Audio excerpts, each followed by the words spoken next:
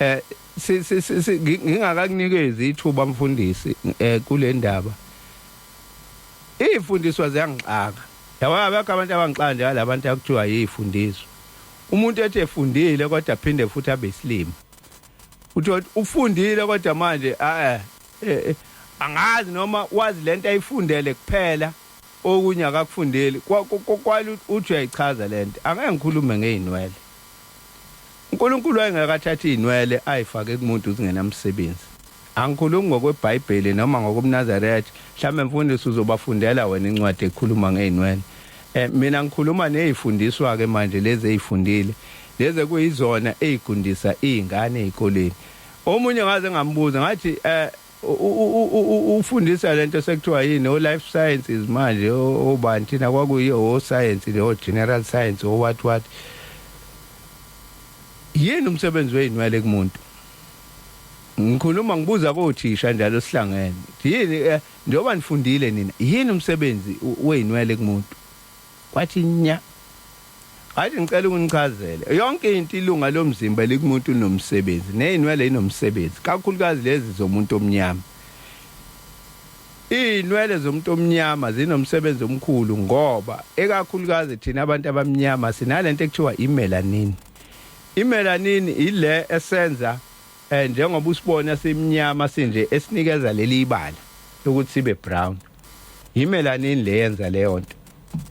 so imelanin ke emzimbeni womuntu inezinto eziningi ezenzayo ukuze sihambe ibalance ukuze ucabanga ukuhlakanipha angazi ngabalani ziningi izinto ezidinga imelanin esikhumbeni somuntu omnyama ukuze akwazi ukuthi aphile kahle ukuze akwazi ukuthi acabange kahle ukuze akwazi so manje uma uke wayisusa le uke wayilokhuza imelanin yaphazamiseka umuntu uba nenkinga ngoba manje uyiphazamisile imelanin ke enye yezinto booster imelanin emzimbeni womuntu izinwele ngoba iboostwa yilanga ivela kakhulu elangeni ayikho into engenayo ke imelanin emhlabeni njengoba udaliwe phezulu einkanyezini inyanga ilanga uze phansi umhlabathi unemelanin yonke into inemelanin ngaphandle komlungu umlungu akanayo imelanin ingakho emhlophe nje mangithi akanayo imelanin hayi ukuthi ayikho totally incane kakhulu ingakho emhlophe ngoba manje ushoda ngemelanin lethina ekwaziyo futhi ukuthi noma lishisa ilanga isivikele ngisho ekushiseni kwelanga idinga ubuchopho ukuze busebenze kahle ucabange kahle budinga yona imelanin ikephi le melanin futhi iphakathi la ekhanda ebuchosheni kulento le ekuthiwa ipineal gland yona le ekwaziyo ukuthi ikhiqize kahle ukuze ikwazi ihambe nomzimba kodwa ingena ngani through inwele ziyi-aerial kumuntu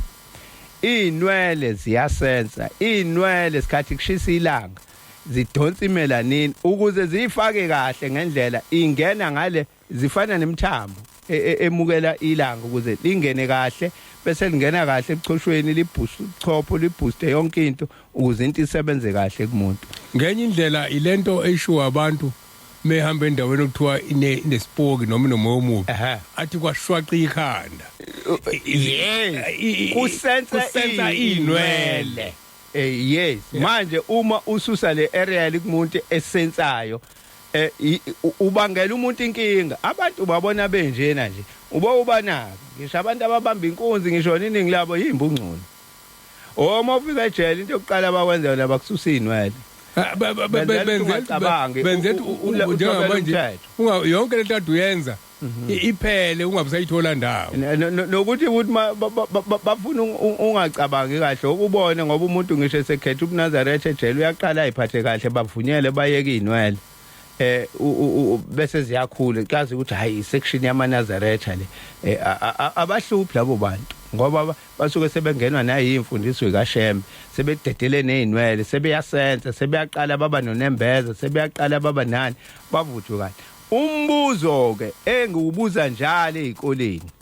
ngalezi ingane ekuthiwa igunde iyahlupha lengane cha iyaphasa awukahle kakhulu hlaniphe kahle inkinga yakhe lezi inwele yini le yenza inwele zibe inkinga uyaphasa lo muntu uyahlonipha akahlupha kanali icala nje esikoleni uyayigeza futhi inwele uyayigeza akaze kubiza umzali kuthiwa unecala lo muntu esikoleni noma unezintwala akaze kodwa manje balwa nje nokuthi inwele abayifuni now le ngane iyahlonipha Othisha ibanikeza inkinga naye lo igundisayo ufuna ukuyigundisa ngenkani ayikazi imnike inkinga uyena oyisukelayo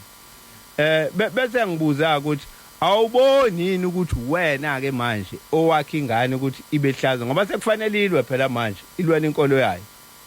wena oyisukelile ngani imuphi umthetho la eSouth Africa kwiConstitution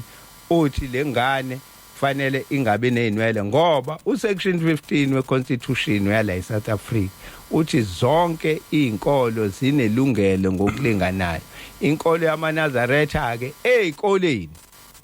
ngona ukubeka cace lokho ifike iphucwe ilungelo layo le elinikezwe uhulumeni akuyona hayi lokuthi ilungelo lenkolo yamaNazaretha ilungelo lomnikazi walento ngoba izinwele ezakho zingcenye yakho uma isikwa ngoba sezizinde yini inyawo mazizinde ingasikho wayibeka kahle ke mfundisi ngoba uphucwa into ayinikezwe uMdali uNkulunkulu enomsebenzi futhi ukuthi why ikunikezele eyintweni zonke ukhulumile ngayo eBhayibhelini ukhulumile ngayo lezi ezinye akasho ngolutho ngazo azenziwa lutho lezi zinto uNkulunkulu akhulumile ngazo izona okuliwa nazo bese ubona ke ukuthi iyona lento eyadala kuthi bakuliwa nobandlululo ubandlululo sasilwa nemithetho yebacindezeli sagcina noNkulunkulu simbiza ngomcindezeli ngoba umthetho kaNkulunkulu uthi ayingathinti izinwele kodwa thina uma sesithola inkululeko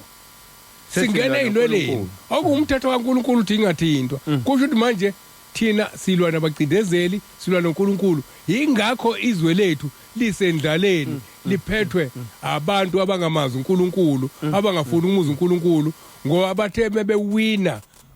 ukuphathizwe bascratch umthetho kaNkulunkulu bascratch umthetho wabacindezeli imithetho kaNkulunkulu yonke iscratchiwe